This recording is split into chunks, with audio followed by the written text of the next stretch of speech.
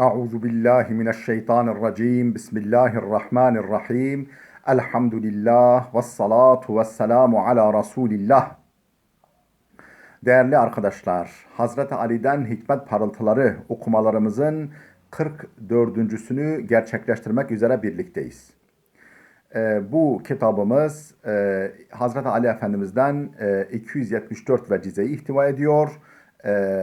Her vecizenin Arapçasını kaydettik, orijinalini, tercümesini yaptık ve bize ilham ettikleri bir takım hakikatleri de açıklama niteliğinde altında kaydettik. Kitap 2006 yılında neşredilmiş. Piyasada şu anda mevcudu bulunmayan, baskısı tükenmiş bir çalışmamızdır. İçeriğini önemsediğim, faydalı gördüğümden dolayı sizlerle paylaşmak istedim. 132. vecizedeyiz. Ne diyor bu vecize? Diyor ki salahul bedeni fis sukut. Bedenin sağlık ve esenliği susmasındadır. Bedenin sağlık ve esenliği susmasındadır. İnsan diline sahip olmalı. Yani açıklama diyor ki insan diline sahip olmalı, onu kontrolü altında bulundurmalı, aklını ön planda tutup söyleyeceği her sözü aklın süzgecinden geçirmeli. Aksi halde bazen ağzından kaçırdığı bir kelime onu günlerce hatta yıllarca sıkıntılara sokabilir. Kişiliğini ayaklar altına serebilir, ağırlık, şeref ve itibarını bir anda yerle bir edebilir. 133. vecize Sılil erhame tekthur haşamuk. Sılil erhame tekthur haşamuk. Akrabalarına iyilik et ki, onlarla iyi ilişkilerini sürdür ki heybetin, ihtişamın artsın. Heybetin, ihtişamın, kuvvetin artsın. Açıklama. İnsan akrabalarıyla güçlüdür. İyi kişiliğinden dolayı akrabaları arasında sevgi, saygı ve itibar gören bir kimsenin başkalarından da aynı şeyleri göreceği kesindir. Yani akrabaları tarafından sevilen, sayılan, ilgi ve itibar gören bir kimsenin başkalarından da aynı duruma mazhar olacağı, aynı durumu göreceği kesindir. Bunun tersi de geçerlidir. Akrabalar tarafından beğenilmeyen, sevilmeyen bir kimsenin başkalarınca da beğenilmesi, sevilmesi mümkün değil. Akrabaları tarafından hakir görülen insan başkaları tarafından hürmet göremez. Akrabalar kendi aralarında iyi ilişkiler içinde olmaz, birbirini koruyup gözetmezse bu hepsine birden zarar verir. Bu sadece bir kesime değil, hepsine birden zarar verir. Şu vecize bu gerçeği ne güzel dile getirir. Hazreti Ebubekir Efendimizin bu okuyacağımız sözü de bu gerçeği ne güzel dile getirir. Akrabalar arasındaki düşmanlık ormandaki ateş gibidir. Yani ormanda bir ateş çıkarsa sadece bir ağacı yakmaz. Böyle sıçrar, yayılır, durur. Bütün ormanı kül eder. Tekrar söylüyorum Hazreti Ebubekir Efendimiz'in sözünü. Akrabalar arasındaki düşmanlık ormandaki ateş gibidir. Yayılır ve hepsine birden zarar verir. 134. vecize Salahuddin fil vara ve fesaduhu fit tama. Salahuddin fil vara ve fesaduhu fit tama. Dinin iyi oluşu takva ile. Dinin iyi oluşu, sağlam kalışı takva ile, bozulması ise tamahkarlık iledir. Tamahkarlıkladır. Yani açgözlülük, tamahkarlık iledir. Açıklama. Takva diye çevirdiğimiz vara kelimesi her çeşidiyle günahtan sakınmak demektir. Dindarlık ancak günahlardan sakınmakla yoluna girer. Dindarlık nasıl yoluna girer? Ancak günahlardan sakınmakla yoluna girer ve kemaline erer. Başta kul hakkı olmak üzere yasaklardan sakınmayan bir kimsenin yıktığı yaptığını karşılamaz. Kârı kaybını kapatamaz. Kârı kaybını kapatamaz.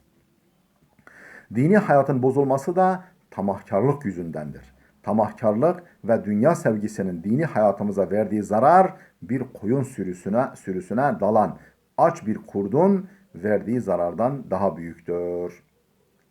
Tekrar ediyorum bu cümleyi. Tamahkarlık ve dünya sevgisinin dini hayatımıza verdiği zarar bir koyun sürüsüne dalan aç bir kurdun verdiği zarardan daha büyüktür. İnsan hayatının devam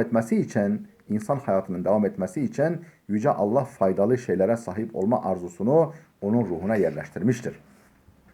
Ancak imtihan gereği bunu yaratılıştan sınırlandırmamış, bildirdiği emir ve yasaklarıyla çerçevesini çizmiştir. Bazı kimseler faydalı veya kendisine hoş gelen şeylere karşı doyumsuz bir istek taşır. Faydalı veyahut da hoşuna giden şeylere karşı doyumsuz bir istek taşır bazı kimseler. Bu konuda ne varsa hepsine sahip olmak ister. Helal haram ölçüsü onun için pek de önemli değildir.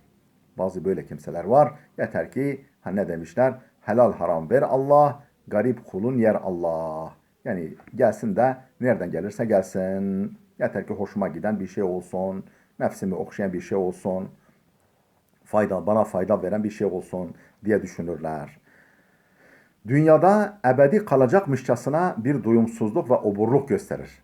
Tamah, gönül gözünü başkasına ait olana dikmek. Tamah nedir? Gönül gözünü başkasına ait olana dikmek, aç gözlü davranmaktır. Buna göre dini yaşantının düzgünce yürümesinin şartı ve haramdan uzak durmanın başı tamahkarlığı bırakmaktır.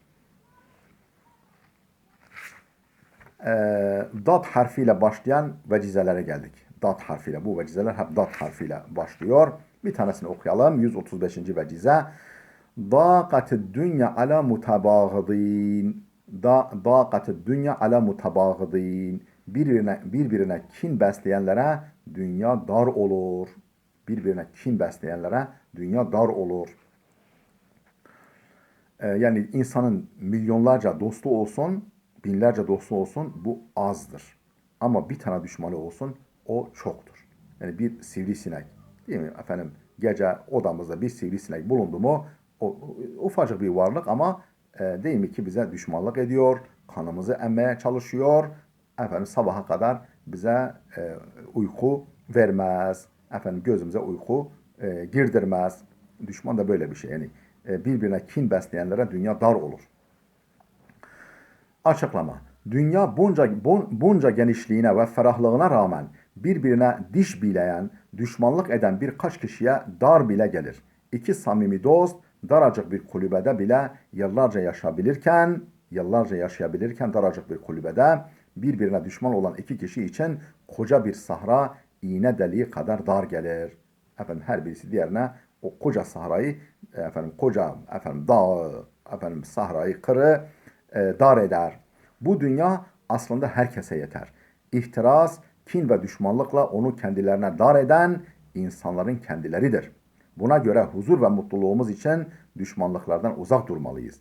Varsa düşmanımızı hiçbir zaman küçük görmemeliyiz. Bir sivrisinek bütün bir gece uykumuzu kaçırabilir. Dünyada barış ve huzur ancak düşmanlıkların yerini dostlukların almasıyla mümkündür.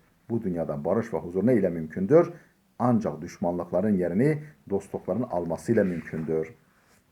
Değerli dostlar burada dursun. Gelecek seansımıza kadar, oturumumuza kadar Allah'a emanet olun.